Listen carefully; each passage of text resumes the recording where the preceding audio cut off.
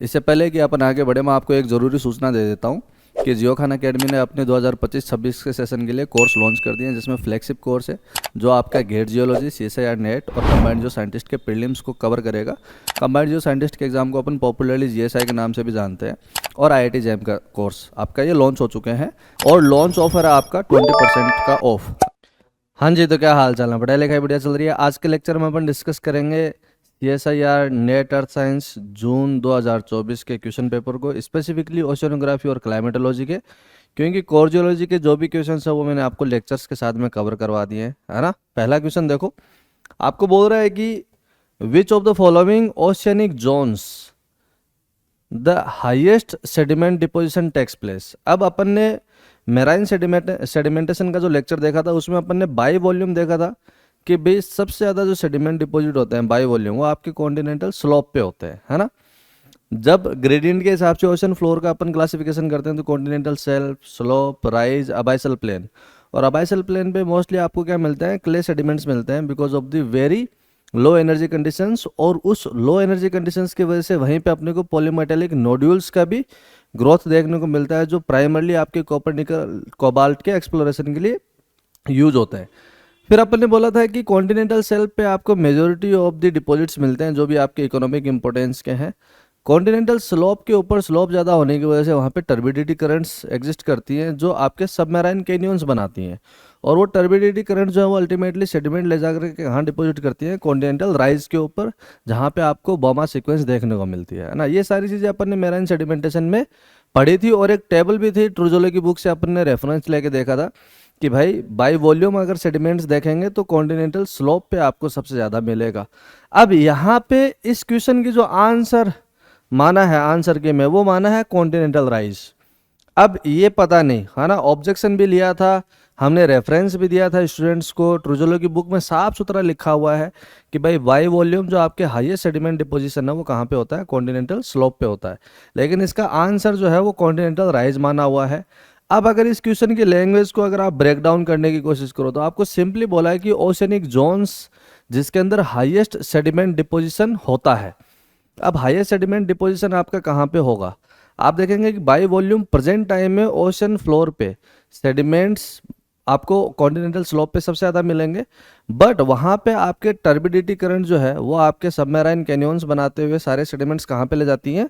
Continental slope पे ले जाती हैं। अगर उस कॉन्टेक्स्ट में अगर डिफाइन करने की कोशिश करें कि आंसर की के हिसाब से अगर आंसर को जस्टिफाई ही करना हो, तब जाकर के आपका कॉन्टिनेंटल राइज है वो ठीक आंसर बैठता है। अदरवाइज बुक में साफ सुथरा लिखा हुआ है कि भाई बाई वॉल्यूम आपके हाईएस्ट सेडिमेंट जो है वो कहाँ पे मिलेंगे? कॉन्टिनेंटल स्लोप के ऊपर, ठीक है।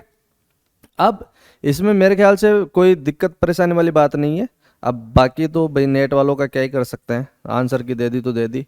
ये क्वेश्चन भी एक इम्पोर्टेंट है ना, horizontal wind in small scale vortices. अब स्मॉल स्केल जब भी होता है तो हम बोलते हैं कि कोरियोलिस फोर्स जो है, मैंने आपको पढ़ाया भी था, कोरियोलिस फोर्स में अपन बोलते हैं कि ये फोर्स एग्जैक्टली नहीं है, क्योंकि एग्जैक्ट फोर्सेज जो क्या करते हैं?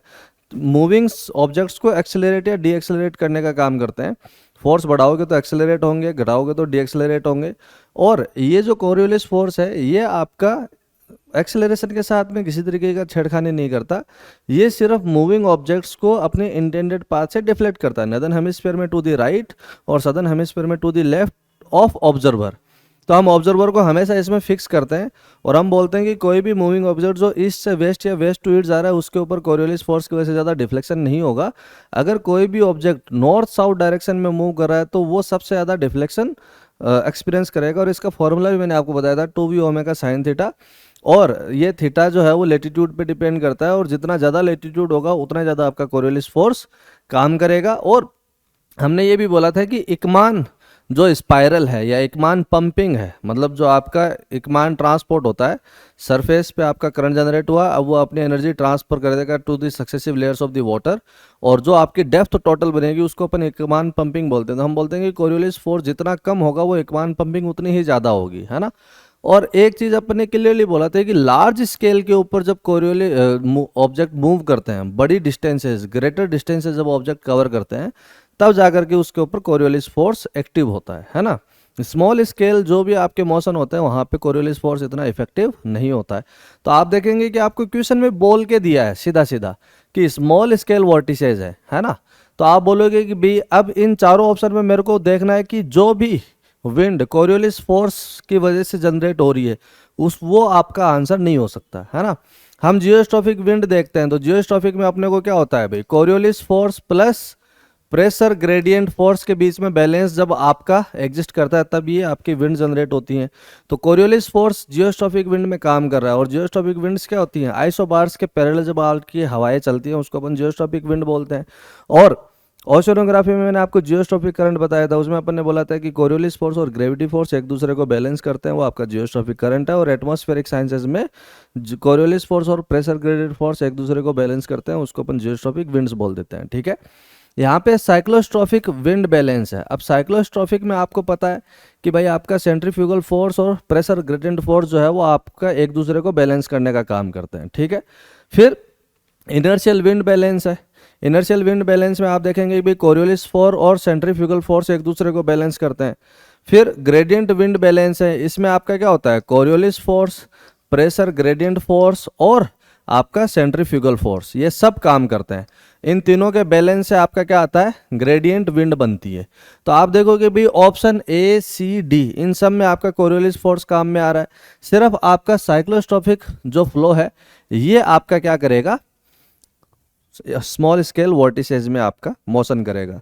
और ये मैंने प्रीवियस ईयर के क्वेश्चन पेपर के सॉल्यूशन में भी करा रखा है कि साइक्लोस्ट्रॉफिक विंड जो है वो आपकी कब जनरेट होती है, जब आपका सेंट्रीफ्यूगल फोर्स और प्रेशर ग्रेडियंट फोर्स के बीच में बैलेंस एग्जिस्ट करता है और ये डीप एटमॉस्फेरिक कन्वेक्शन के साथ में जुड़ा हुआ है। इसका मतलब क्या है कि जो एयर पार्सल है वो बहुत जल्दी से राइज करने की कोशिश करता है। और इसके मैंने कई सारे एग्जाम्पल भी आपको दिए थे, आई होप कि आपको याद है और ये आप आराम से कर लेंगे, ठीक है।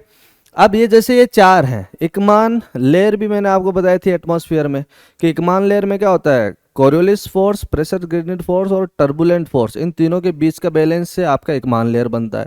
वही एकमान ट्रांसपोर्ट जो है आपका या एकमान स्पाइरल है वो आपका ओशनोग्राफी में कब बनता है, जब फ्रिक्शनल फोर्स और कोरियोलिस फोर्स के बीच में बैलेंस बैठता है। जियोस्ट्रॉफिक करंट आपका तब बनता है जब आपको क्या मिलता है भाई, ग्रेविटी फोर्स और कोरियोलिस फोर्स के बीच में बैलेंस मिलता है। तो ये जो कीवर्ड्स है ना, geostrophic wind, cyclostrophic winds, inertial winds, gradient winds, thermal winds, ये आप थोड़ा ध्यान में रखो क्योंकि यहाँ से क्वेश्चन डायरेक्ट पूछता है। अब जैसे मैं एकमान लेयर की बात कर रहा हूँ, इसी ईयर में आपको वो एकमान लेयर पूछा हुआ है। और क्लाइमेटोलॉजी के प्रीवियस ईयर के क्वेश्चन पेपर के सॉल्यूशन में मैंने आपको एकमान लेयर पूरी डिफाइन करके दी थी कि याद रखना भाई वहाँ से क्वेश्चन आएगा, है ना। अब ये क्वेश्चन देखो, है ना, ये डायरेक्ट फॉर्मूला बेस है। यहाँ पे अपने को पता है कि भाई जो साउंड वेव होती है इसका फॉर्मूला क्या होता है, CP upon CV into RT का अंडर रूट। जो हमारी ग्रेविटी वेव होती है इसका फॉर्मूला क्या होता है, अंडर रूट GD अपन यूज करते हैं ओशियनिक वेव्स में, यहाँ पे H लिख दिया। तो अंडर रूट ये 1/2 क्या है आपका, अंडर रूट ही तो है, तो अंडर रूट GD है, अंडर रूट GH, ये मेरा क्या हो जाएगा, सेलो वाटर ग्रेविटी वेव्स हो जाएंगी। ये मैंने आपको करवा रखा है, फॉर्मूला आपको लिखवाया हुआ है ना। तो आप बोलोगे कि भाई A से R हो जाएगा और B से P हो जाएगा। अब ये ऑप्शन ढूंढ लो, बेरोट्रॉपिक रॉसबी वेव आपका सिंपली क्या हो जाएगा, C से Q हो जाएगा। तो ARBPCQ ये कौन से ऑप्शन में बैठ रहा है, D ऑप्शन में, है ना। तो ये आपको ध्यान में रखना है थोड़ा। ये आपका सब ट्रॉपिकल जेट स्ट्रीम्स की बात कर रहा है।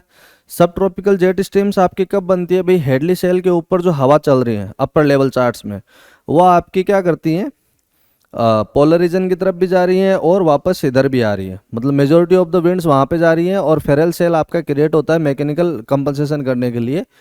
अब उस चक्कर में आपकी जो विंड चलती है उनको अपन क्या बोलते हैं, सिंपली जेट स्ट्रीम्स बोलती हैं। और ये सारी जगह चलती हैं, पोलर जेट स्ट्रीम्स भी आपके पास में और सब ट्रॉपिकल जेट स्ट्रीम्स भी हैं। और सबकी डायरेक्शन फिक्स है, वेस्टर्लीज हैं ये, है ना, वेस्ट से ईस्ट की तरफ चलती हैं, कोई दिक्कत परेशानी वाली बात नहीं है। और लगभग 12 से 15 किलोमीटर की हाइट के ऊपर ये चलती हैं, है ना। और विंटर्स में ये बहुत स्ट्रॉन्ग हो जाते हैं क्योंकि मिड लेटीट्यूड में आपका टेम्परेचर बहुत कम हो जाता है, जबकि इक्वेटोरियल रीजन में, ट्रॉपिकल रीजन में टेम्परेचर हाई रहता है। तो जो थर्मल ग्रेडियंट बहुत स्टीप एग्जिस्ट करता है, तो उसकी वजह से इन हवाओं की जो रफ्तार होती है वो भी तेज़ हो जाती है ना। और ये सारी चीज़ें मैंने आपको करवाई भी हैं, PYQs में भी बहुत डिटेल में बताया हुआ है। आप कृपया करके पुराने 10 साल के जो क्वेश्चन सॉल्व मैंने करवा रखे हैं वो ढंग से करके चले जाना, आपके ओशनोग्राफी के और क्लाइमेटोलॉजी के मेजॉरिटी ऑफ द क्वेश्चन हो जाएंगे, है ना। याद करके जाना, देख के जाने से कुछ नहीं होगा, आपको चीज़ें याद होनी चाहिए, है ना।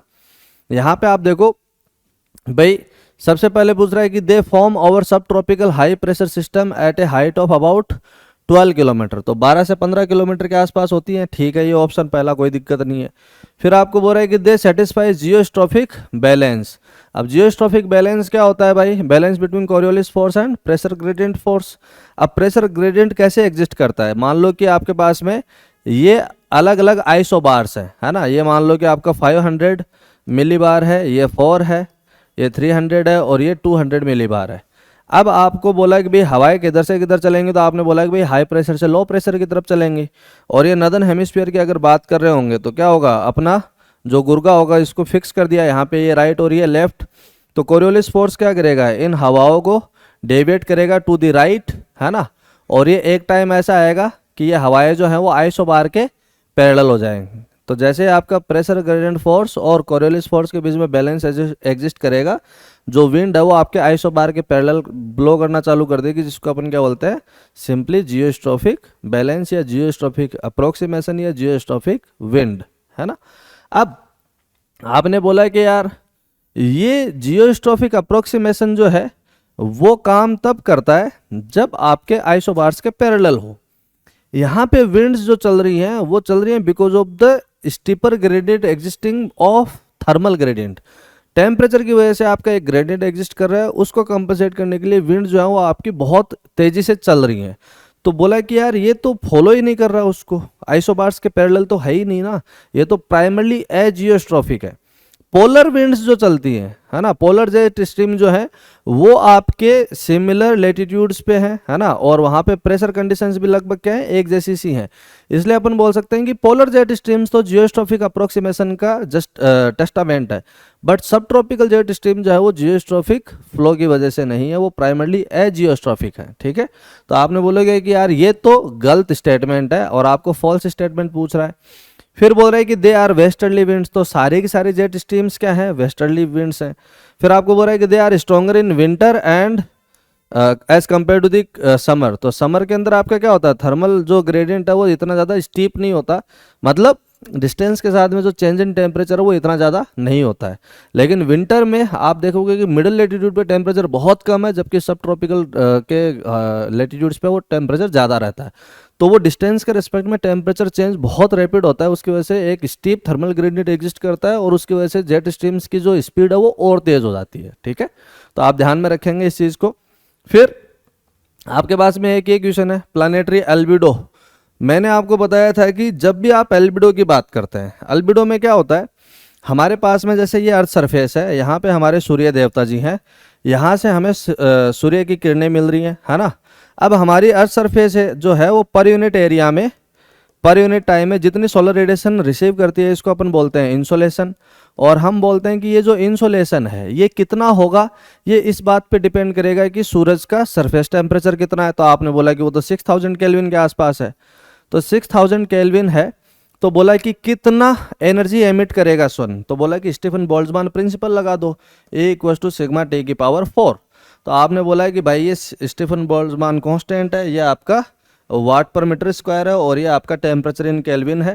तो आपने बोला है कि सरफेस टेम्परेचर अगर किसी ऑब्जेक्ट का बहुत ज़्यादा है तो उसकी वजह से जो रेडिएशन एमिट होंगी पर यूनिट एरिया वो भी बहुत ज़्यादा होंगी, है ना। तो बोला है कि भाई सरफेस टेम्परेचर कम होगा तो क्या होगा, तो तुमने बोला है कि भाई जैसे अर्थ का सरफेस टेम्परेचर 15 डिग्री सेल्सियस के आसपास है, 288 केल्विन के आसपास, तो तुमने बोला है कि भाई रेडिएशन तो अर्थ भी एमिट कर रही होगी। तो आपने बोला कि भाई किस वेवलेंथ का, फिर फर्क क्या है, सन से भी आपकी रेडिएशन एमिट हो रही है और अर्थ से भी रेडिएशन एमिट हो रही है, तो फर्क क्या है। तो आपने बोला कि ये विंड डिस्प्लेसमेंट बताएगा कि मैक्सिमम वेवलेंथ क्या है जिस पे आपकी रेडिएशन एमिट हो रही है। So the wavelength of the radiation emitted by the any object, है ना, इररिस्पेक्टिव ऑफ साइज, कोई भी ऑब्जेक्ट अगर अपन लेते हैं तो अपन ने बोला कि विंड्स डिस्प्लेसमेंट बोलेगा कि भाई मैक्सिमम वेवलेंथ कौन सी है जिस पे आपकी रेडिएशन एमिट हुई है। तो वो बोलता है कि भाई आपका एक सिंपल सा रूल है, वो बोलता है कि आपका 3000 micrometre kelvin upon object surface temperature, अगर सन का अपन लेते हैं तो एवरेज सरफेस टेम्परेचर कितना आता है 6000 केल्विन, और इसको आप कट करोगे तो ये 1/2, ये केल्विन से केल्विन कैंसिल, और ये माइक्रोमीटर, और ये 0.5 माइक्रोमीटर के आसपास आएगा।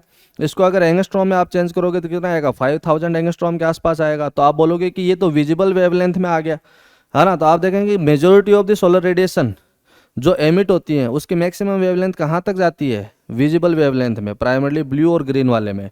तो आप बोलोगे कि यार ये इसको अपन शॉर्ट वेव लेंथ बोलते हैं या शॉर्ट वेव रेडिएशन बोलते हैं, है ना। तो हम बोलते हैं कि जितनी भी सोलर रेडिएशन हमें रिसीव हो रही है वो क्या है, शॉर्ट वेव रेडिएशन है ना। तो आप बोलोगे कि ठीक है, इंसोलेशन में अपने को क्या मिला, शॉर्ट वेव रेडिएशन। फिर आपकी अर्थ जो है वो एमिट भी करती है, एमिट करेगी तो उसकी वेवलेंथ क्या हो जाएगी, तो आपने बोला कि भाई 15 degree Celsius average surface temperature है, इसको केल्विन में बदलेंगे तो 288 केल्विन हो जाएगा, और इजी कैलकुलेशन के लिए अपन इसको 300 केल्विन कर दें तो 3000 माइक्रोमीटर अपॉन 300 केल्विन, केल्विन से केल्विन कैंसिल, ये आपका कैंसिल, और ये 10 माइक्रोमीटर। आप बोलोगे कि ये तो आपके क्या है, लॉन्ग वेव रेडिएशन है। तो हमारी जो अर्थ रेडिएशन एमिट कर रही है वो कौन सी है, लॉन्ग वेव रेडिएशन। अब देखो आप, है ना, कहानी बताता हूँ बढ़िया सी। हमारी अर्थ लॉन्ग वेव रेडिएशन एमिट कर रही है और हमारा सन जो शॉर्ट वेव रेडिएशन एमिट कर रहा है। शॉर्ट वेव रेडिएशन जो है हमारी अर्थ सरफेस कंटिन्यूसली रिसीव कर रही है ना। रहने दो मेरे को रहने दो, बाद में दे देना। शॉर्ट वेव रेडिएशन हमारी अर्थ सरफेस जो है वो कंटिन्यूसली रिसीव करेगी टोटल 24 आवर्स में, 12 घंटा, 13 घंटा, 11.5 घंटा, डिपेंडिंग ऑन कि आपका विंटर सोल्स्टाइस है कि समर सोल्स्टाइस है कि इक्विनॉक्स है ना। लेकिन हमारी अर्थ भी आपका क्या कर रही है, long wave radiation continuous emit कर रही है। तो आप देखेंगे कि सनराइज होने से लेकर के सनसेट तक हमें कंटिन्यूसली सोलर रेडिएशन मिलती जाती है और टेम्परेचर बढ़ता चला जाता है। जैसे ही सनसेट होता है हमारी अर्थ की जो लॉन्ग वेव रेडिएशन एमिट हो रही है वो स्पेस में स्केप कर जाएंगी और हमारी अर्थ जो लगातार ठंडी होती चली जाएगी, है ना। तो ये जो आपका एक रेडिएशन का एमिशन है ये तो नेचुरल प्रोसेस है, लेकिन जो इंसोलेशन हम रिसीव करते हैं इस इंसोलेशन का एक मेजॉरिटी पार्ट है, 1/3 पार्ट है जो हमारी अर्थ सरफेस पे एब्जॉर्ब होने से पहले ही रिफ्लेक्ट हो जाता है। तो amount of solar radiation that is reflected back into the space by the earth surface objects और द क्लाउड्स और the combined effect of the clouds, surface, atmosphere, oceans, सबकी वजह से जितना भी amount of solar radiation reflect हो गया इसको अपन क्या बोलते हैं, अल्बिडो बोलते हैं। क्या बोलते हैं जी, अल्बिडो। और अल्बिडो में अपन बोलते हैं कि प्लानेटरी अल्बिडो का मतलब क्या है कि आपके अर्थ क्या जो भी सिस्टम है प्लानेट अर्थ के अंदर जितना कुछ भी है सब कुछ ना कुछ amount of solar radiation reflect करेगा। तो जितना जो भी रिफ्लेक्ट कर रहा है वो सबका कंबाइंड इफेक्ट जो है वो क्या बोलते हैं, प्लानेटरी एल्बिडो बोलते हैं। अब ये मैंने आपको बोला था कि प्लानेटरी एल्बिडो के नाम से कभी क्वेश्चन पूछेगा, कभी आपसे पूछेगा कि भाई मैक्सिमम एल्बिडो किसका है, कभी तुमसे वो सीक्वेंस पूछ लेगा, कभी वो क्लाउड्स को लेकर के पूछ लेगा कि थिक क्लाउड्स का एल्बिडो ज़्यादा होगा कि थिन क्लाउड्स का एल्बिडो ज़्यादा होगा, है ना। इस तरह के वो क्वेश्चन पूछता रहता है। तो आपको पता है कि भाई क्लाउड्स जैसे समर आएंगी, है ना, गर्मी आएंगी, अगर बादल आ गए तो हमें ठंडा लगता है ना। क्यों लगता है, क्योंकि बादल जो है वो majority of the solar radiation को क्या करते हैं, रिफ्लेक्ट कर देते हैं। तो जितना solar radiation earth surface receive कर रही थी अब वो कम हो गया तो तुमको अचानक से ठंडा लगने लगेगा, है ना। तो आप बोलोगे कि ये अल्बिडो तो बड़े कमाल की चीज़ है ना। स्नो जो है, फ्रेश स्नो, उसका अल्बिडो बहुत ज़्यादा होता है। तो तुम देखोगे कि पहाड़ी एरिया जहाँ पे फ्रेशली स्नोफॉल हुआ है वहाँ पे तुमको सन ग्लासेस पहनने के लिए बोला जाता है। क्यों, क्योंकि सोलर रेडिएशन जो आपकी रिफ्लेक्ट हो रही है उसका अमाउंट बहुत ज़्यादा है और तुम्हारी आंखें देखती कैसी हैं, किसी ऑब्जेक्ट से सोलर रेडिएशन टकराई और वो तुम्हारी आंखों तक पहुंची, तो वो जितनी ज़्यादा तुम्हारी आंखों तक पहुंचेगी उतनी ज़्यादा तुम्हें क्या होगा, वो प्रॉब्लम होगी। तो तुम देखोगे कि एक adequate amount of solar radiation तुम्हारी आंखों तक पहुंचेगी तो वो ठीक ठाक से दिखता है, अगर उससे ज़्यादा दिखे तो आंखें अपने आप बंद होने लगती हैं, है ना। तो आप देखोगे कि यार ये जो अल्बिडो है इसका कॉन्सेप्ट बहुत सीधा सा है, total amount of solar radiation reflected by the earth surface, या अर्थ सरफेस पे मतलब सब आ गया, atmosphere, oceans, clouds, snow, river, plants, जो भी है। तो अल्बिडो प्लानेटरी की जब भी बात होगी तो ये कितना है, लगभग 30% है, और इस 30% का ऑलमोस्ट 25% कौन है, क्लाउड्स। तो आप देखेंगे कि भाई टोटल सोलर रेडिएशन मान लो कि 100% है तो उसका 30% तो स्पेस में ऐसे रिफ्लेक्ट हो जाता है। और वो 30% में भी आपका सबसे ज़्यादा कौन कर रहा है, क्लाउड्स कर रहे हैं 25% के आसपास। बाकी 5% जो सोलर रेडिएशन रिफ्लेक्ट हो रही है वो बाकी के प्लानट पे जो भी ऑब्जेक्ट्स हैं उसकी वजह से हो रही है। समझ में आ रहा है? तो ये क्वेश्चन तो सिंपल सा है, स्ट्रेट फॉरवर्ड है, लेकिन मैंने बहुत सारे फैक्ट्स तुमको बताए हैं ताकि तुमको ज़्यादा से ज़्यादा रिविजन हो सके और ज़्यादा से ज़्यादा एग्जाम में काम आ सके, है ना। यहाँ पे देखो आप, क्वेश्चन क्या बोल रहा है कि प्लानिटरी एल्बिडो डिपेंड करता है किस किस के ऊपर, amount of solar radiation reflected back to space by atmosphere. हाँ, डिपेंड करता है। एटमॉस्फेयर ऑलमोस्ट 25% के आसपास रिफ्लेक्ट करता है टोटल एल्बिडो का। टोटल एल्बिडो 30% है, उसका 25%। तो आप बोलोगे कि भाई amount of solar radiation reflected back to space by land surface, हाँ इस पे भी डिपेंड करता है। Amount of solar radiation reflected back to space by ocean surface, इस पे भी डिपेंड करता है। फिर चौथा ऑप्शन क्या होगा, सबको एक जगह डाल देगा, amount of solar radiation reflected back to space by atmosphere, oceans and land. तो आपने बोला कि ये ऑप्शन मेरा करेक्ट हो जाएगा। फिर ये है, ये भी एक अच्छा क्वेश्चन है। आपको मैंने बोला था कि ओजोन जो है वो सबसे ज़्यादा कहाँ पे कन्फाइंड है, स्ट्रेटोस्फीयर में है, और उससे रिलेटेड एक मॉन्ट्रियल प्रोटोकॉल भी बनाया गया है ना, जो आपके ओजोन को डिप्लीट करने वाले सब्सटेंसेस के प्रोडक्शन पे उसके रेगुलेशन का ध्यान रखता है। अब ओजोन जो है वो नेचुरली अकरिंग सब्सटेंस है, जो आपका ओजोन लेयर में ही मिलता है प्राइमरली, जो स्ट्रेटोस्फीयर में 20 से 30 किलोमीटर की जो हाइट है वहाँ पे कन्फाइंड है। मैक्सिमम डेंसिटी ऑफ ओजोन जो है वो आपको 20 to 30 किलोमीटर की हाइट पे मिलेगा, जो स्ट्रेटोस्फीयर में आता है ना। अब आप बोलेंगे कि स्ट्रेटोस्फीयर में जो है ओजोन आपका बनता है बिगड़ता है, बनता है बिगड़ता है, क्यों? क्योंकि वो सोलर रेडिएशन अब्जॉर्ब करता है, टूटता है, वापस से आपका ऑक्सीजन और मॉलिक्यूलर ऑक्सीजन आपका कंबाइंड होता है, ओजोन बनाता है। ये कंटिन्यूस एक प्रोसेस चलती रहती है, इंटीग्रेशन डिसइंटीग्रेशन। प्रॉब्लम क्या होती है, जब क्लोरोफ्लोरोकार्बन वहाँ जाता है और क्लोरोफ्लोरोकार्बन वो यूवी रेज को अब्जॉर्ब करके क्लोरीन रिलीज करता है, और ये जो क्लोरीन है वो मोनो एटॉमिक ऑक्सीजन के साथ में बॉन्ड बना करके क्लोरीन ऑक्साइड बनाता है। और जब अब नेक्स्ट साइकिल ऑफ ओजोन बनने की आएगी तो ओजोन के लिए मॉलिक्यूलर ऑक्सीजन और मोनो एटॉमिक ऑक्सीजन दोनों चाहिए। मोनो एटॉमिक ऑक्सीजन आपका क्लोरीन के साथ में अटैच हो गया तो अब आपका ओजोन जो है वो डिप्लीट होने लगेगा। ये सारी चीज़ें अपन ने बोली थी।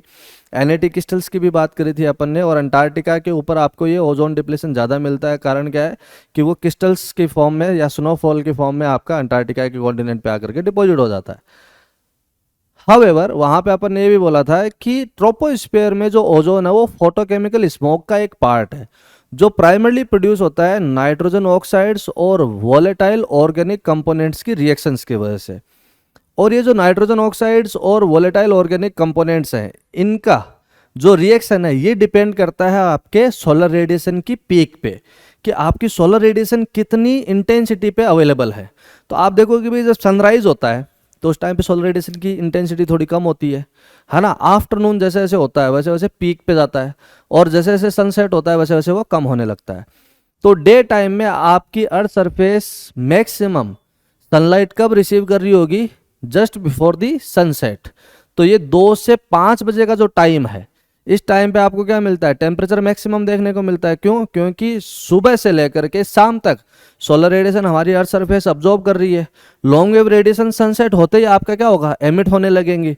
तो तुम देखोगे कि भाई आपका इनपुट ज़्यादा है सनसेट से पहले तक, और सनसेट होने से लेकर के सुबह सनराइज होने तक लॉन्ग वेव रेडिएशन आपकी एमिट होती जा रही है कंटिन्यूसली। तो अर्थ जो है ठंडी होती चली जाएगी। तो मिनिमम टेम्परेचर तुमको कब मिलेगा, जस्ट बिफोर सनराइज, और मैक्सिमम टेम्परेचर कब मिलेगा तुमको, जस्ट बिफोर सनसेट।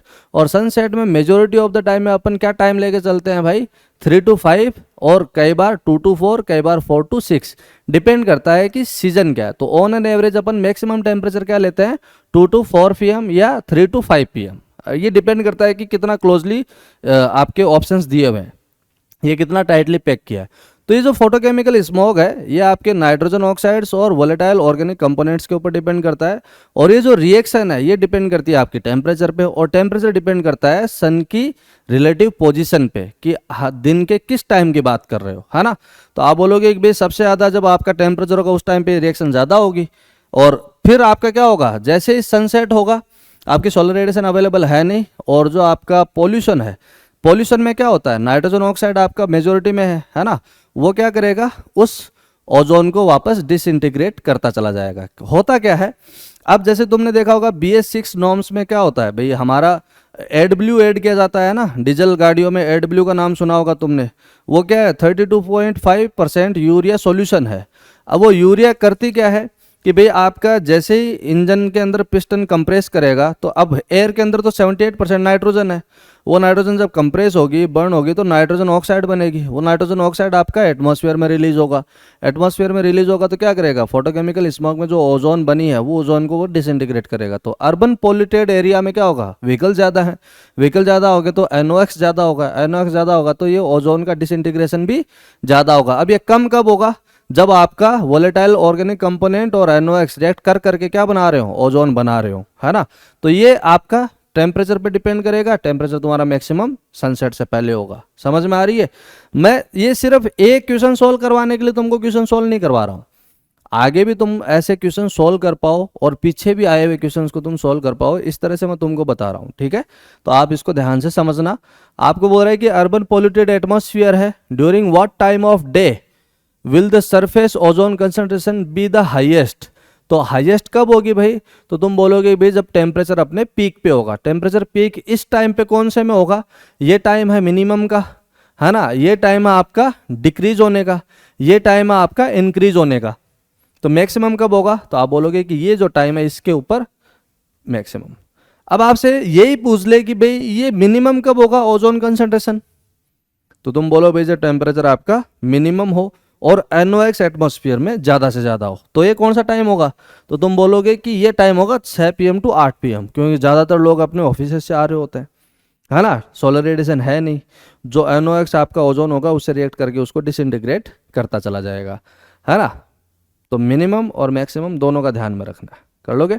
तुम बोलोगे कि सुबह सुबह क्यों नहीं हो सकता, सुबह सुबह तो टेम्परेचर और कम है, नाइट्रोजन के ऑक्साइड्स कम है ना, क्योंकि सुबह सुबह लोग सोते हैं अर्बन एरिया में, है ना। तुम देख लो कितने बजे उठते हो, देख रहे हो, शहर में अगर रह रहे हो तो कितने बजे उठते हो, कमेंट में बताने की जरूरत नहीं है, मैं डिलीट कर दूंगा, ठीक है।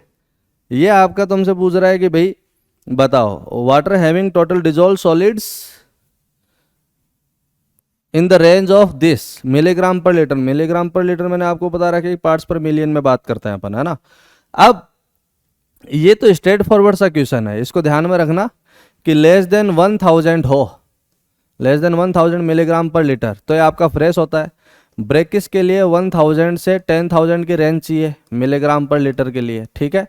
सेलाइन के लिए आपका 10,000 से 35,000 मिलीग्राम पर लीटर चाहिए, और ब्राइन के लिए आपका क्या चाहिए, मोर देन 35,000, है ना, मिलीग्राम पर लीटर। तो ये आपका क्या हो जाएगा भाई, अब ये 10 की पावर 3 और 10 की पावर 4 में दे रखा है, तो आपका 1000 से 10,000 की रेंज है, तो ये किसकी है, आप बोलोगे कि ये तो ब्रेक किसकी है ना। तो इसको ध्यान में रखना, स्ट्रेट फॉरवर्ड है, ध्यान में रखना।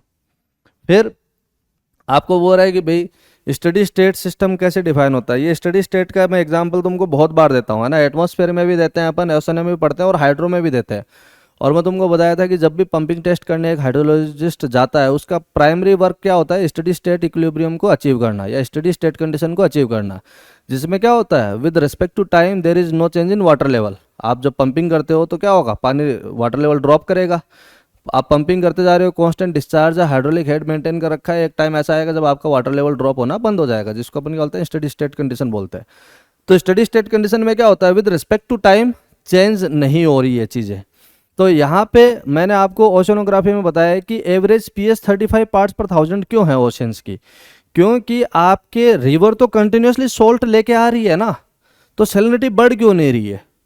तो आप बोलते हैं कि भी एक ओशन जो है वो अपना स्टडी स्टेट इक्विलिब्रियम अचीव कर चुका है। इसका मतलब क्या है कि एवरेज pH 35 पार्ट्स पर 1000 है, तो हम सिंक और सोर्स का कंसेप्ट पढ़ते हैं। सोर्स मतलब जो रिवर्स आपका सोल्ट कंटेंट लेके आ रही है, और सिंक मतलब removal of the salt content. जैसे हेलाइट आपका पर्सिपिटेट हो जाएगा, जिप्सम आपका पर्सिपिटेट हो जाएगा, कैल्साइट आपका पर्सिपिटेट हो जाएगा, तो वो क्या करेगा, आपके सैलिनिटी को बैलेंस करके रखेगा। तो सोर्स लेके आ रहा है और सिंक रिमूव कर रहा है, तो विद कोर्स ऑफ टाइम आपके एवरेज पीएच में कोई खास चेंज नहीं आ रहा है। इसको अपन क्या बोलते हैं, स्टडी स्टेट कंडीशन, ठीक है। तो आप देखो भाई, which one of the following defines the steady state of materials in oceans. तो क्या है, आपको बोल रहा है कि input from rivers equal to the particle flux out of the euphotic zone. Euphotic zone कौन सा होता है भाई, वो जोन जो आपका बहुत अच्छे से वेल लिट हो, या वेल लिट मतलब सोलर रेडिएशन बहुत अच्छे से अवेलेबल हो। फिर concentration does not change with time, यही है मेन तो, कि आपकी चीज़ें जो है टाइम के साथ में चेंज नहीं होती, इसको अपन स्टडी स्टेट बोलते हैं। और ये ओशनोग्राफी में आपको पढ़ाया हुआ भी है बहुत अच्छे से। रिमूवल फ्लक्स, तुम बोलोगे कि कोर्स नहीं ले रखा है, ये तो फ्री वाले में भी पढ़ाया हुआ है ना। यूट्यूब पे जो ओशनोग्राफी के लेक्चर है उसमें पढ़ाया हुआ है। जो मेराइन सेडिमेंटेशन वाला जो पार्ट होगा उसके आसपास कहीं पे ये है ना। फिर the removal of flux must be proportional to the original amount, गलत। The river input equals the atmospheric input, गलत। ठीक है, तो आपका ऑप्शन सीधा सीधा सही हो जाएगा। फिर हमारे पास में सोल्युबिलिटी ऑफ बायोजेनिक सिलिका है। अब सिलिका की सोल्युबिलिटी का मतलब क्या है कि silica is being dissolve in water. अब डिजोल्व कब होगा भाई, अब तुमको पता है कि भाई सिलिका डिजोल्व होती है एल्कलाइन इन्वायरमेंट में, और एल्कलाइन इन्वायरमेंट डायरेक्टली रिलेट करता है टेम्परेचर के साथ में। ठीक है, तो तुम बोलते हो कि भाई यूफोटिक जोन में अगर आप जाओगे तो वहाँ पे क्या होगा, डायटम्स है, रेडियल एरिया है, वो बहुत आसानी से डिजोल्व होने लगेंगे, है ना। हायर टेम्परेचर कंडीशंस हैं, न्यूट्रिएंट कंडीशंस मिल ही जाती हैं, फोटोसिंथेसिस होगा, आपका CO2 जो है वो रिमूव होगा, उसकी वजह से पीएच इंक्रीज होगी, और इंक्रीज इन पीएच की वजह से क्या होगा, सिलिका जो बायोजेनिक सिलिका जो आपकी डिजोल्व होने लगती है। जैसे कोरल ब्लीचिंग होती है ना, with respect to increase in temperature and salinity, वैसे और पीएच, उसकी वजह से क्या होता है, चेंज इन पीएच और टेम्परेचर की वजह से कोरल ब्लीचिंग होती है। वैसे आपकी बायोजेनिक सिलिका भी डिजोल्व होती है पानी के अंदर, और वो होती है प्राइमरली एल्कलाइन इन्वायरमेंट में। और एल्कलाइन इन्वायरमेंट जनरली आपको मिलता है हायर टेम्परेचर कंडीशन में, जहाँ पे फोटोसिंथेसिस ज़्यादा हो रहा था। फोटोसिंथेसिस की प्रोसेस सिंपली क्या करती है, CO2 को रिमूव करती है, और CO2 जब रिमूव होती है तो आपका कार्बोनिक एसिड कम बनता है, उसकी वजह से H+ आयन कम रिलीज होते हैं, उसकी वजह से पीएच आपकी इंक्रीज हो जाती है ना। अब एक चीज़ क्लियर है कि टेम्परेचर अगर बढ़ाएंगे तो बायोजेनिक सिलिका जो है वो आपकी डिजोल्व होगी, इसमें कोई तकलीफ नहीं है। दूसरा है सैलिनिटी।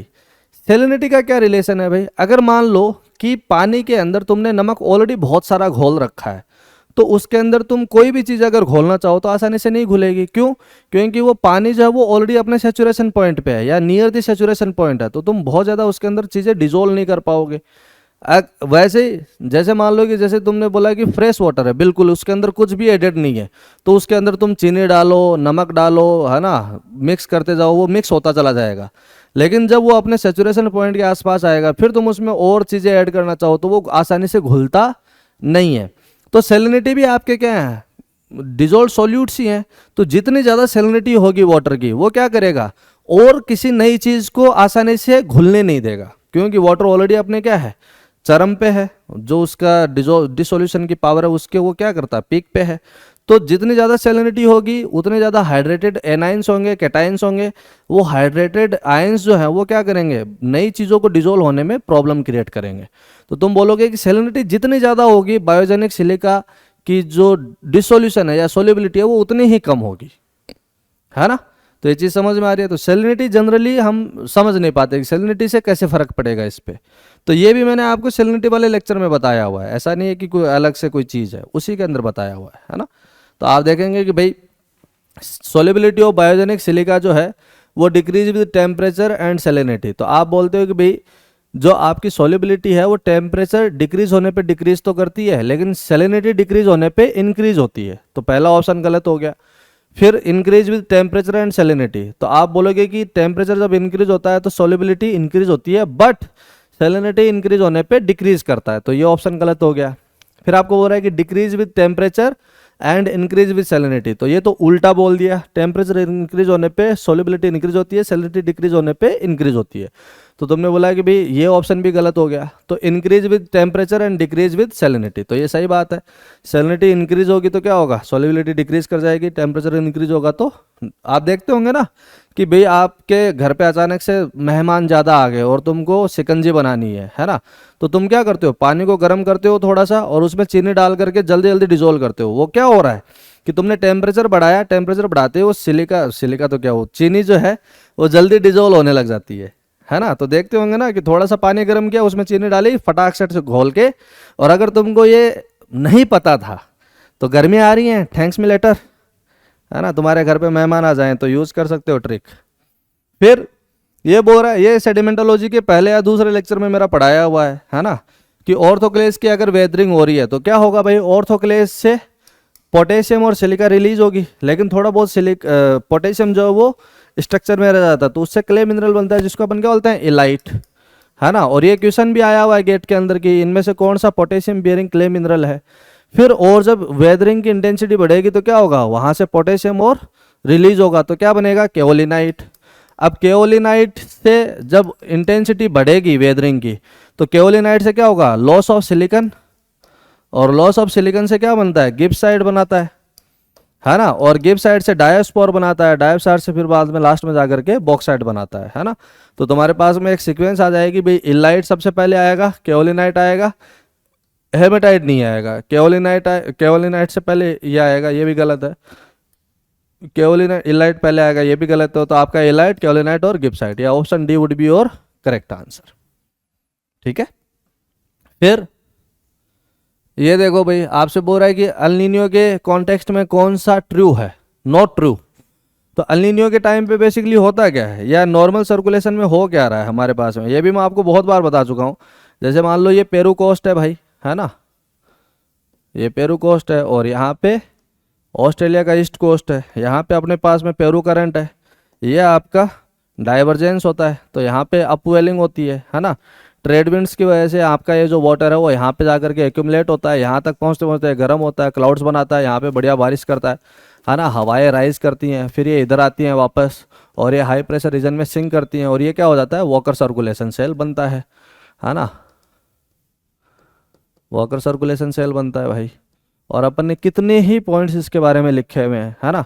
और हम बोलते हैं कि भाई ये नॉर्मल कंडीशंस में यहाँ पे क्या है कि कोल्ड वाटर है और यहाँ पे वार्म वाटर है, तो यहाँ पे क्या होता है भाई, थर्मोक्लाइन बहुत सेलो होती है, और यहाँ पे जाते जाते थर्मोक्लाइन क्या होती है, डीप हो जाती है ना। फिर अपन बोलते हैं कि भाई जैसे आपका अल नीनो कंडीशंस होंगी तो ये ओशन सरफेस डाइवर्जेंस है वो कम होगा, अपवेलिंग कम होगी, उसकी वजह से ट्रेड विंड्स कमज़ोर पड़ेंगी, उसकी वजह से क्या होगा, यहाँ जो हीट एक्यूमुलेट हो रखी है वो धीरे धीरे इधर आएगी, तो ये जो आपकी थर्मोक्लाइन है वो क्या हो जाएगी, रिलेटिवली बेडेड या हॉरिजॉन्टल हो जाएगी, है ना। अपन बोलते हैं कि ये जो थर्मोक्लाइन है कैसी हो जाएगी, बेडेड या हॉरिजॉन्टल। और इसमें क्या होगा, ये जो वॉकर सर्कुलेशन है वो या तो वीक पड़ जाएगा या रिवर्स हो जाएगा, ट्रेड विंड्स आपकी इतनी वीक पड़ जाएंगी कि आपका ठंडा पानी इधर जा ही नहीं रहा होगा, और इस सूरत में क्या होगा, इधर आपके बाढ़ आएगी और इधर आपका सूखा पड़ेगा, और हमारा इंडियन मानसून भी इसके चक्कर में थोड़ा सा वीक पड़ जाता है, वो तो भला और पॉजिटिव इंडियन ओशन डाइपोल का, है ना। अब आप बोलोगे कि ठीक है ये सारी चीज़ें हो गई, तो क्या क्या हो रहा है ध्यान से देखेंगे। तो weakening of the Walker circulation, बिल्कुल ठीक बात है। Surface pressure decreases at Tahiti and rainfall increased eastward over central equatorial Pacific ocean, ठीक बात है। ईस्टवर्ड में आपकी क्या होती है, रेनफॉल बढ़ जाती है। The surface water of western South America is colder than normal, तो ये वेस्टर्न साउथ अमेरिका है, और इससे दूर जाएंगे तो ये बोल रहा है कि कोल्ड वाटर मिलेगा, जबकि आपको अल नीनियो में क्या हो रहा है, यहाँ पे वार्म वाटर मिलता है, तो ये आपका स्टेटमेंट क्या हो जाएगा, गलत। फिर आपसे पूछ रहा है कि the thermocline depends in the eastern Pacific ocean, यहाँ पे आपका क्या होता है, नॉर्मल सर्कुलेशन कंडीशंस में ये थर्मोक्लाइन बहुत सेलो होती है, और यहाँ पे अल नीनियो के टाइम पे क्या हो जाती है, इधर से थोड़ा सा नीचे चली जाती है, और ये थर्मोक्लाइन आपकी बेडेड हो जाती है। ठीक है, तो आप बोलोगे कि भाई ऑप्शन ए सही है, बी भी सही है, डी भी सही है, सी ऑप्शन जो है वो आपका गलत हो जाएगा। फिर यहाँ पे देखो आपसे बोल रहा है कि इकमान लेयर, वही आ गया। इकमान लेयर आपको सीधा सीधा डिफाइन किया हुआ है कि क्या होता है भाई इकमान लेयर, एटमॉस्फेयर में एक ऐसी बाउंड्री लेयर जहाँ पे आपका टर्बुलेंट फोर्स है, कोरियोलिस फोर्स है, प्रेशर ग्रेडियंट फोर्स है, इन तीनों के अंदर जब बैलेंस बैठता है तो इकमान लेयर आपके एटमॉस्फेयर में प्रोड्यूस होती है। ओशन में कब प्रोड्यूस होती है, फ्रिक्शनल फोर्स और कोरियोलिस फोर्स के बीच के बैलेंस की वजह से। ठीक है, तो cyclostrophic, inertial flow, thermal wind, gradient balance wind, geostrophic wind, ये जितने भी हैं ना, इनका थोड़ा सा आप देख लेना कि भाई कौन सा किसके बैलेंस की वजह से एग्जिस्ट करता है ना। तो यहाँ पे आप देखोगे भी आपको प्रेशर ग्रेडियंट और कोरियोलिस फोर्स तो ढूंढना ही है, उसके साथ में तुमको और क्या ढूंढना है, टर्बुलेंट फोर्स और ढूंढना है। तो प्रेशर ग्रेडियंट है, कोरियोलिस है, सेंट्रीफ्यूगल नहीं चलेगा। सेंट्रीफ्यूगल, प्रेशर ग्रेडियंट और कोरियोलिस फोर्स की वजह से क्या होता है, ग्रेडियंट विंड्स बनती हैं, है ना। Pressure gradient, Coriolis force and turbulent drag force, है ना। तो बोला कि हाँ ये चल सकता है, ये तो चल क्या, ये तो दौड़ेगा। प्रेशर ग्रेडियंट फॉर सेंट्रीफ्यूगल नहीं चाहिए, Coriolis for centrifugal force and turbulent force नहीं चाहिए। हो जाएगा। तो ये आप ध्यान में रखेंगे, ये करवाया हुआ है मैंने प्रीवियस ईयर के क्वेश्चन पेपर के सॉल्यूशंस में करवाया हुआ है ना। और बोला भी था कि वापस आ सकता है ये लो, एटमॉस्फेरिक इनस्टेबिलिटी से क्वेश्चन आ गया है ना। और लास्ट ईयर का जब आपका जून में हुआ था ना ये पेपर, जून से पहले शायद मैंने क्लाइमेटोलॉजी के क्वेश्चन डाले थे प्रीवियस ईयर के सॉल्यूशन के साथ में, और एटमॉस्फेरिक स्टेबिलिटी और इनस्टेबिलिटी का एक वीडियो भी अपलोड किया था, और बोला था कि one of the most important topics में से है क्लाइमेटोलॉजी के, और अच्छे से समझ लेना इससे क्वेश्चन आता है और इस बार भी आ सकता है। ये लो तैयार बैठा है ना। एटमॉस्फेरिक इनस्टेबिलिटी में क्या होता है कि जैसे मान लो ये पूरा का पूरा मेरा एटमॉस्फेयर है, और एटमॉस्फेयर में मेरा कोई एक एयर पार्सल है ना। ये बिल्कुल ऐसा है कि आपके घर में किसी बच्चे का बर्थडे है और तुम गुब्बारे लेके आए और उसमें अपने मुंह से हवा भर भर के गुब्बारा फुला दिया, गांठ मार दिया, अब उसको तुम ऊपर उड़ाना चढ़ाने की कोशिश कर रहे हो। अब तुम देखोगे कि CO2 तो भारी होती है, तो वो वापस क्या होता है, वहीं पे आ जाता है जहां से वो उड़ा था, है ना। तो तुम देखते हो कि ज़्यादा ज़्यादा क्या करता है, जो गुब्बारे होते हैं वो आपके फर्श पे पड़े रहते हैं, है ना, वो उड़ नहीं पाते। अगर तुमको उनको उड़ाना है तो धागे से बांध करके तुमको धागा चिपकाना पड़ता है छत पे, है ना। जबकि हीलियम वाले जो गुब्बारे होते हैं उनमें हीलियम भरो और वो भाई साहब ऐसे ऊपर उठते हैं कि तुम्हें ऊपर ले उठें, अगर ठीक ठाक सा गुच्छा तुम्हारे पास में गुब्बारे का हो तो, है ना। तो वो जो हीलियम गैस से भरा हुआ गुब्बारा है वो ऊपर क्यों जा रहा है, क्यों उठ रहा है वो ऊपर। तो आप बोलोगे कि उसकी जो डेंसिटी है वो सराउंडिंग की एटमॉस्फेयर की डेंसिटी से कम है, तो वो पॉजिटिव बायोन्सी से क्या होता है, ऊपर उठता है ना।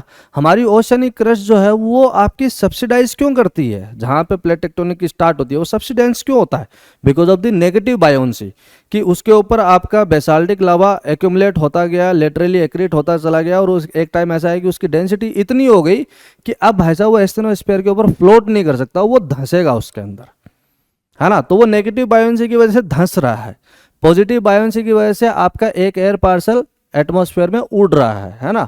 तो when ever there is a vertical motion of the air parcels in a particular environment, इसको अपन क्या बोलते हैं, इनस्टेबल एटमॉस्फेयर या अनस्टेबल एटमॉस्फेयर।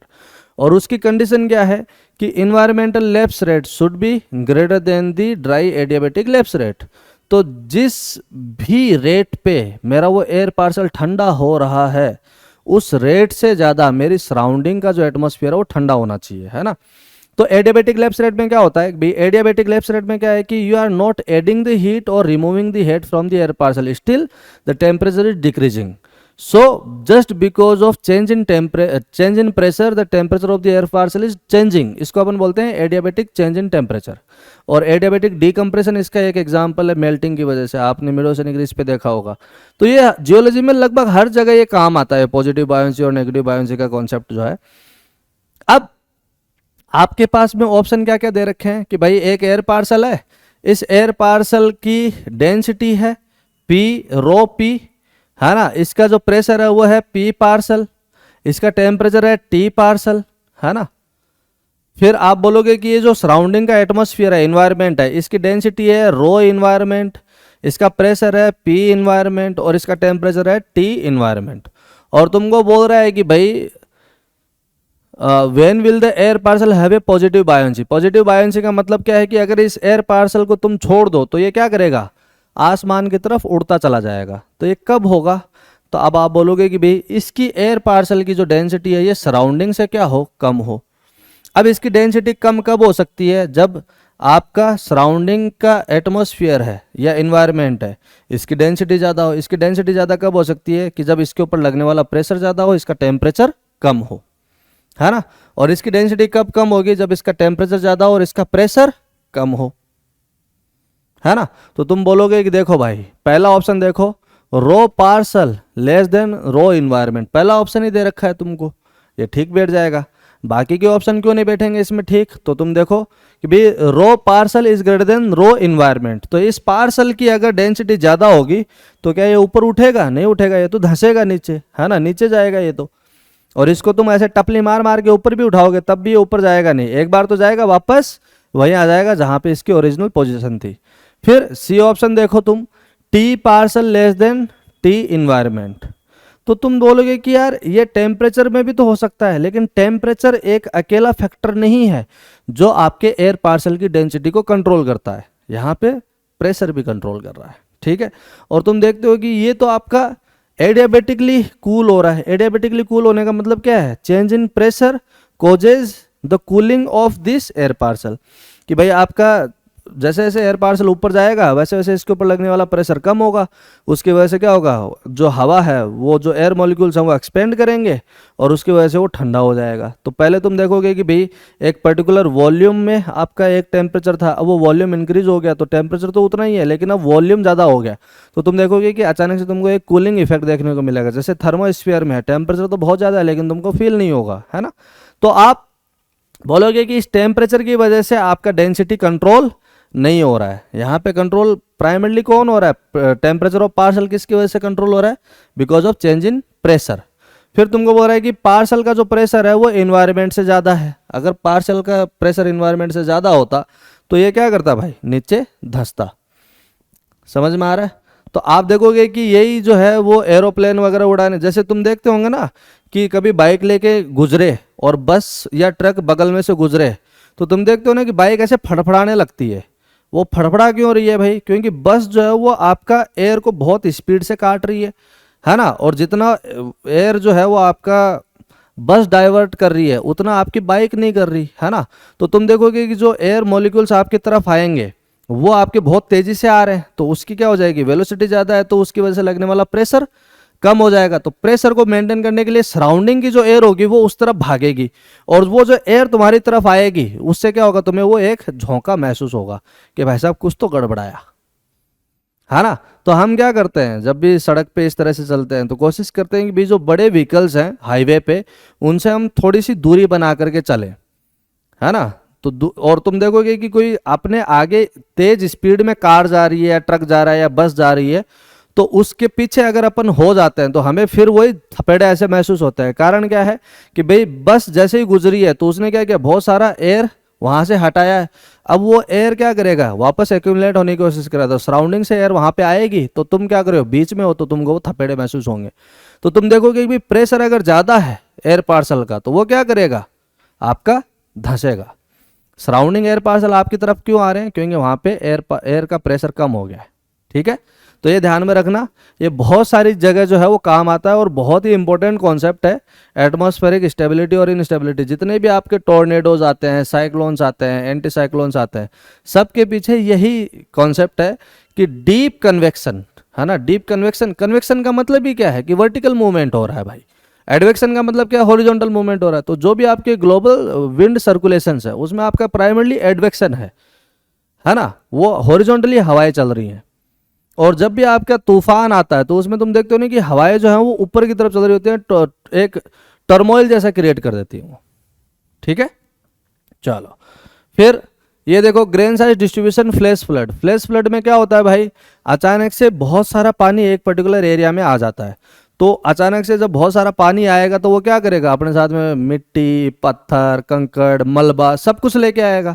तो तुम देखोगे कि भाई finest of the grain size के साथ साथ में जितने भी नेचुरल सिस्टम में हाईएस्ट ग्रेन साइज मिल सकती है वो भी वहाँ पे रहेगी। तो तुम बोलोगे कि ये बहुत सारी ग्रेन साइज का एक कॉम्बिनेशन है, तो आप बोलोगे कि वो मल्टी मॉडल होगी, है ना। तो ये आपको पूरा सेडिमेंटोलॉजी में करवाया हुआ है भाई, देख लेना आराम से अच्छे से। ये रेडियो एक्टिविटी में करवाया हुआ है आपको कि हाईएस्ट हाफ लाइफ किसकी है। तो आपको थोरियम 232 है, इसकी हाफ लाइफ 14,050 मिलियन ईयर के आसपास लिखाई हुई है शायद। यूरेनियम 235 जो है इसकी हाफ लाइफ कितनी है भाई? इसकी हाफ लाइफ शायद आपका 4467 मिलियन ईयर के आसपास है ना। और यूरेनियम 238 की कितनी है? 713 मिलियन ईयर के आसपास। और ये थोरियम 234 है, इसकी हाफ लाइफ शायद 22 या 23 डेज है ना, शायद इतनी है। और भी हाफ लाइफ आपका जैसे ट्रिटियम है तो ट्रिटियम की हाफ लाइफ जैसे 12.5 ईयर्स है, क्या डेज है? ईयर्स है ना, ट्रिटियम की तो ईयर्स है, ये थोरियम की आपका। और इसीलिए आपका थोरियम जो है वो वन ऑफ द मोस्ट या one of the least resident element है ओशनिक वाटर में, ठीक है। इसको ध्यान में रखना, आप कर लोगे आराम से। तो आप देखेंगे कि भाई हाईएस्ट हाफ लाइफ किसकी हो जाएगी। और वहाँ पे मैंने तुमको रुबिडियम स्ट्रोंशियम का भी लिखवाया, तुमको पोटेशियम आर्गन का भी लिखाया, तुमको समैरियम न्यूडोमियम का भी लिखाया, तुमको टंगस्टन हॉफनियम का भी लिखाया, है ना। और यूरेनियम 235 238 और थोरियम 232 से अपन ने कॉन्कोर्डिया डिस्कोडिया इसका भी निकाला, है ना। तो थोड़ा सा देख लेना यार। फिर आपको बोल रहे हैं कि भी विच one of the following meteorite types is not derived from differentiated planetary bodies. तो आयरन मेटेओराइट तो आपके डिफरेंशिएटेड ही होते हैं, कोई दिक्कत नहीं है भाई। आयरन आपका कब कंसंट्रेट होगा कोर के अंदर? हमारे जैसे अर्थ है वो डिफरेंशिएटेड प्लैनेट है, हमारी अर्थ जो है प्रोसेस ऑफ डिफरेंशिएशन से बनी है। एक आपका हॉट गैसेस नेबुला था, ठंडा हुआ, हैवी मेटल जो है वो कोर में सेग्रीगेट हो गए, फिर मेटल बना, फिर क्रस्ट बनी। ये आपका क्या डिफरेंशिएशन है ना। तो आयरन मेटेओराइट मिल रहा है, इसका मतलब क्या है, वो ऑलरेडी एग्जाम्पल है डिफरेंशिएशन का। तो आप बोलोगे iron meteorite is a type of differentiated planet. फिर सर्गोटाइट है, ये आपका मार्शियन मेटेओराइट भी बोलते हैं इसको, है ना। तो ये भी आपका क्या है, डिफरेंशिएटेड प्लैनेट का है। ये आपका जो यूक्राइट है, ये भी आपका क्या है, डिफरेंशिएटेड बेसाल्टिक मेल्ट से बनता है। ये एक तरह की इग्नियस रॉक है, जो आपका वेस्टा करके कोई सैटेलाइट है, हाँ देखना इसका एक बार, है ना। और कार्बोनेसियस कॉन्ड्राइट तो जाना ही जाता है, अनडिफरेंशिएटेड प्लैनेट है, प्रिमिटिव बल्क केमिकल कंपोजिशन है ना। कार्बोनेट और एकॉन्ड्राइट जो है उसको अपन डिफरेंशिएटेड प्लैनेट बोलते हैं। तो ये सेम क्वेश्चन जो है वो इस साल शायद IIT जैम में भी आया था, 2025 IIT जैम में आया था ये क्वेश्चन, है ना। फिर आपसे क्वेश्चन पूछा है कि भाई क्लाइमेट वार्मिंग अगर इंक्रीज करें तो ओपन ओशियंस के जो रीजन्स है उनमें क्या होगा। तो तुम देखो भाई, अगर क्लाइमेट की वार्मिंग होगी, है ना, तो ओशियन रीजन्स में क्या क्या हो सकता है। एक तो जो आपकी मिक्स्ड लेयर है उसकी थिकनेस कम हो जाएगी। थिकनेस कम होगी तो ऊपर आपका लो सैलिनिटी और आपका लो डेंसिटी वाटर मास रहेगा, नीचे आपका high salinity high density water mass रहेगा। मिक्सिंग नहीं होगी, मिक्सिंग नहीं होगी तो न्यूट्रिएंट्स की साइक्लिंग नहीं होगी, साइक्लिंग नहीं होगी तो सबसे बड़ी प्रॉब्लम जो आपकी ग्लोबल वार्मिंग की वजह से हो रही है वो क्या है कि आपकी न्यूट्रिएंट कंडीशन जो है वो डिप्लीट हो रही है, यूट्रॉफिक से ओलिगोट्रॉफिक की तरफ जा रही हैं। ओलिगो का मतलब क्या है कि मॉडरेट न्यूट्रिएंट कंडीशंस आपकी होने, जितना ज़्यादा ग्लोबल वार्मिंग होगी उतना ज़्यादा आपका क्या होगा, जो आपकी मिक्स्ड लेयर है उसकी थिकनेस कम होती चली जाएगी, है ना। तो आप देखेंगे कि भाई eutrophic due to higher organic matter degradation, नहीं। फिर आपका बोला oligotrophic due to higher consumption of the nutrients, ये भी नहीं है। Eutrophic due to higher entrainment and mixing, ये भी नहीं है ना। मिक्सिंग तो होएगी नहीं, डेंसिटी कंट्रास्ट आएगा। Oligotrophic due to higher thermal stratification and reduced mixing, ये आपका क्या है, सही आंसर है, ठीक है। अब इस तरह के क्वेश्चन जो हैं वो इस बात पे डिपेंड करता है कि तुम सोच क्या रहे हो, है ना। एग्जाम हॉल में जब तुम क्वेश्चन अटेम्प्ट करने बैठे हो तो तुम्हारे दिमाग में क्या थॉट आया।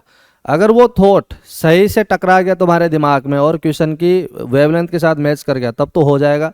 अदरवाइज मैं तुमको ये सजेस्ट करूंगा कि ऐसे क्वेश्चन में हाथ कम ही डाला करो, है ना। ये देखने में तो लड्डू लगते हैं लेकिन थोड़ा सा परेशान करते हैं, है ना। तो और क्या होता है कि इतने सारे क्वेश्चन हम देख रहे होते हैं ना, तो जो एक फाइन लेंस से अपन डिटेल्स ढूंढने की कोशिश करते हैं ना क्वेश्चंस में, वो मिस हो जाती है अपने से, और इस तरह के क्वेश्चन हमसे गलत हो जाते हैं। तो तुम ध्यान रखना कि इस तरह के क्वेश्चन में अगर तुमको कॉन्फिडेंस नहीं आ रहा है तो तुमको रिस्क लेने की बिल्कुल ही जरूरत नहीं है ना, ये ध्यान में रखना। फिर acceleration due to gravity g at sea level. तो सी लेवल पे आपका क्या होगा भाई, जैसे हमारी अर्थ जो है वो क्या है, ऑब्लेट स्फेरॉइड है क्या, इस तरह से। तो आपका ये इक्वेटोरियल बल्ज है ना, और पोलर फ्लैटनिंग भी आपको मिलता है। तो ये आपका सेंटर से डिस्टेंस इक्वेटर में सबसे ज़्यादा है, और डेंसिटी जो है वो रेडियस के इन्वर्सली प्रोपोर्शनल है। तो जैसे जैसे तुम पोलर रीजन पे जाओगे वैसे वैसे क्या होगा, ग्रेविटी की वैल्यू बढ़ती चली जाएगी। तो तुम बोलोगे कि भाई ग्रेविटी की वैल्यू जो है वो जैसे जैसे लेटीट्यूड इंक्रीज करोगे वैसे वैसे ग्रेविटी की वैल्यू भी इंक्रीज हो जाएगी। तो क्या है, इंक्रीज विद इंक्रीजिंग लेटीट्यूड, ठीक है। फिर एक क्वेश्चन और है, ये आपसे पूछ रहा है, ये मिक्स्ड लेयर की थिकनेस के बारे में पूछ रहा है। तो मिक्स्ड लेयर क्या होती है भाई, ओशन सरफेस वाटर में एक ऐसी डेप्थ जहां पे आपको यूनिफॉर्मिटी मिले टेम्परेचर में, सैलिनिटी में, डेंसिटी में, इस तरह की। तो आप बोलोगे कि मिक्स्ड लेयर में क्या होता है, जो आपका न्यूट्रिएंट रिच वाटर है वो सरफेस वाटर के साथ में मिक्स होता रहता है और आपका क्या करता है, high nutrient rich conditions produce करता है, यूनिफॉर्म टेम्परेचर, यूनिफॉर्म सैलिनिटी और यूनिफॉर्म डेंसिटी का वाटर मास प्रोड्यूस करता है। और उसकी वजह से क्या होता है, वहाँ पे मेराइन प्रोडक्टिविटी बहुत ज़्यादा बढ़ जाती है है ना। तो आप देखोगे भाई ये सरफेस वाटर है ना, और ये आपका ओशन फ्लोर है। तो सरफेस वाटर से जब तुम डेप्थ की तरफ आओगे तो किस डेप्थ तक तुमको यूनिफॉर्मिटी इन टेम्परेचर, सैलिनिटी और डेंसिटी देखने को मिलता है, तो उसको अपन क्या बोलते हैं भाई, मिक्स्ड लेयर बोलते हैं। अब ये जो मिक्स्ड लेयर है ये बहुत सारी चीज़ों पे डिपेंड करता है, जैसे कि आपकी विंड की स्पीड कितनी है ना, आपका डेंसिटी कंट्रास्ट कितना है ना, आपका थर्मोक्लाइन कितना स्टीप है, इन सब चीज़ों पे वो डिपेंड करता है।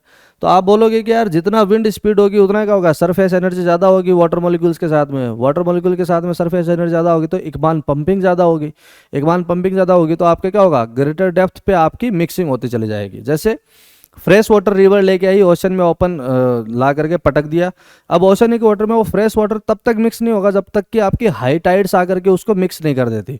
तो आपके फ्रेश वाटर को ओशनिक वाटर में मिक्स करने के लिए तुमको क्या चाहिए, एक काइनेटिक एनर्जी चाहिए, जो कौन प्रोवाइड करवाएगा, टाइड्स प्रोवाइड करवाएंगे, है ना। तो आप देखोगे कि भाई ये जो मिक्स्ड लेयर की थिकनेस है ना, ये एक तो इस पर डिपेंड कर रही है कि तुम्हारा विंड की स्पीड कैसी है, और विंड की स्पीड डिपेंड करती है प्रेशर ग्रेडियंट पे, है ना। तो तुम देखोगे कि इक्वेटोरियल रीजन में, ट्रॉपिकल रीजन में, सब ट्रॉपिकल रीजन में ये जो विंड की स्पीड होती है ये आपकी बहुत ज़्यादा तेज़ नहीं होती है, ग्लोबल विंड्स में आप देखोगे। फिर आप जैसे जैसे लेटीट्यूड इंक्रीज करते जाओगे, पोलर लेटीट्यूड पे जैसे जैसे जाओगे तो क्या होगा, आपका सैलिनिटी इंक्रीज हो रहा है। क्यों हो रहा है, क्योंकि आपका सी आइस फॉर्मेशन हो रहा है। तो सी आइस फॉर्मेशन से क्या होगा, आपका हाई डेंसिटी वाटर प्रोड्यूस होगा। वो हाई डेंसिटी वाटर क्या करेगा, सिंक करेगा, सिंक करेगा तो क्या करेगा, bottom of the oceanic water तक वो पूरा फैलेगा और क्या करेगा, सबको मिक्स करता हुआ जाएगा। तुम देखते हो कि भाई हायर लेटीट्यूड्स पे, पोलर लेटीट्यूड्स पे तुमको थर्मोक्लाइन भी नहीं मिलता, पिक्नोक्लाइन भी नहीं मिलता। क्यों, क्योंकि आपको यूनिफॉर्मिटी देखने को मिलती है दोनों में, टेम्परेचर में भी और डेंसिटी में। तो आप देखोगे कि यार ये जो आपका यूनिफॉर्मिटी टेम्परेचर और डेंसिटी में है, इसकी वजह से आपकी क्या होती है, पोलर लेटीट्यूड्स पे मिक्स्ड लेयर की थिकनेस बहुत ज़्यादा होती है। तो आपको इन जनरल बोले कि भाई मिक्स्ड लेयर की थिकनेस सबसे ज़्यादा कहाँ होगी, तो आप बोलेगे पोलर लेटीट्यूड पे होगी। और अगर आपको सीक्वेंस में मैनेज करने के लिए बोल दे तो जहाँ पे आपका फ्रेश वाटर इनपुट बहुत ज़्यादा है वहाँ पे मिक्स्ड लेयर की थिकनेस हमेशा कम रहती है। क्यों, क्योंकि आपका फ्रेश वाटर क्या करेगा, डेंसिटी कम होती है, सलाइन वाटर पे आकर के फैल जाएगा। जैसे एस्चुरीज में मैंने आपको बताया ना कि आपका वर्टिकली मिक्स्ड है, स्लाइटली मिक्स्ड है, वेल स्ट्रेटिफाइड है और वेज शेप एस्चुरीज, उसमें क्या होता है, फ्रेश वाटर आता है, ओशनिक वाटर पे फैल जाएगा, है ना। तो एक लो डेंसिटी वाटर मास आपका हो गया। फिर दूसरा वाटर, फ्रेश वाटर आएगा। अब जो पहला वाला आया था वो थोड़ा बहुत मिक्स होगा तो उसकी सैलिनिटी बढ़ जाएगी। दूसरा वाला आएगा वो फ्रेश है, वो उसके ऊपर तैरेगा, तो तुम सरफेस पे तुमको क्या मिलेगा, very low salinity water mass, और उसके नीचे थोड़ा सा सैलिनिटी बढ़ेगा, फिर सैलिनिटी बढ़ेगा, फिर सैलिनिटी बढ़ेगा। तो तुम देखोगे कि बहुत कम डेप्थ पे तुम्हारा क्या हो रहा है, जो वेरिएशन इन सैलिनिटी है वो वहां पे प्रोड्यूस हो रहा है, और variation in salinity causes the variation in density also. तो आप देखोगे कि भाई जहाँ पे भी फ्रेश वाटर इनपुट ज़्यादा है ओशनिक वाटर में, वहाँ पे मिक्स्ड लेयर की थिकनेस जनरली कम होती है ना। मैं ये नहीं कहता हूँ कि हमेशा वो कम होगा, ये डिपेंड करता है कि विंड की स्पीड क्या है, लेकिन इन जनरल अगर आप देखोगे तो मिक्स्ड लेयर का आपको कंसेप्ट जैसे समझ में आएगा तो आप इस क्वेश्चन को अटेम्प्ट करने जाओगे तो आप बोलोगे कि भाई सब ट्रॉपिकल पैसिफिक ओशन है, ठीक है, दूसरा बे ऑफ बंगाल है, और तीसरा आपका पोलर ओशनिक रीजन है। तो आप देखो भाई फ्रेश वाटर की सप्लाई सबसे ज़्यादा कहाँ है, तो आप बोलोगे कि ये बे ऑफ बंगाल में है। तो बे ऑफ बंगाल में आपका क्या होगा, मिक्स्ड लेयर की थिकनेस सबसे कम होगी, है ना। तो आप ऐसा ऑप्शन ढूंढो जिसमें बे ऑफ बंगाल आपका क्या हो, सबसे कम वाला हो, तो ऑप्शन सी और डी है। फिर सबसे ज़्यादा कहाँ पे होगी, पोलर रीजन पे होगी। तो पोलर ओशनिक रीजन ढूंढो भाई कहाँ है, सबसे लास्ट में। तो आप बोलोगे कि ये इस ऑप्शन में तो आपका सब ट्रॉपिकल है, तो ये तो होगा नहीं, ये पोलर ओशनिक रीजन आ गया। तो आप बोलोगे कि भाई सब tropical Pacific Ocean, Bay of Bengal में सबसे कम, फिर सब ट्रॉपिकल पैसिफिक ओशन, और फिर आपका पोलर ओशनिक रीजन्स, है ना। ये आपका बताएगा मिक्स्ड लेयर की थिकनेस इंक्रीज होता हुआ एक असेंडिंग ऑर्डर, ठीक है। So thank you so much for watching this video भाई, और all the very best for your examination. कोई प्रॉब्लम हो तो कमेंट में बता देना, रिप्लाई नहीं करूँगा। और नए कोर्स स्टार्ट हो गए हैं तो ख़रीदना हो तो भाई ख़रीद लेना, सिस्टमेटिक तरीके से आपको प्रिपरेशन करने में हेल्प मिल जाएगी, है ना। कोर्स थोड़े से लो प्राइस्ड पे ही हैं तो आराम से आप ले सकते हो, और अभी लॉन्च ऑफर भी चल रहा है 20% ऑफ का, तो आप आराम से कोर्स लीजिए और आराम से कमेंट करिए। और कोई अच्छा क्वेश्चन आप पूछोगे तो डेफिनेटली उस पर रिप्लाई करेंगे, है ना। हालचाल पूछोगे तो रिप्लाई नहीं करूँगा, हालचाल मेरे बहुत बढ़िया है, मैं उम्मीद करता हूँ कि तुम्हारे भी बहुत बढ़िया होंगे, ठीक है। तो थैंक यू सो मच, मिलेंगे फिर आगे। अब चाय मंगवा दो भाई फटाक से मेरे को।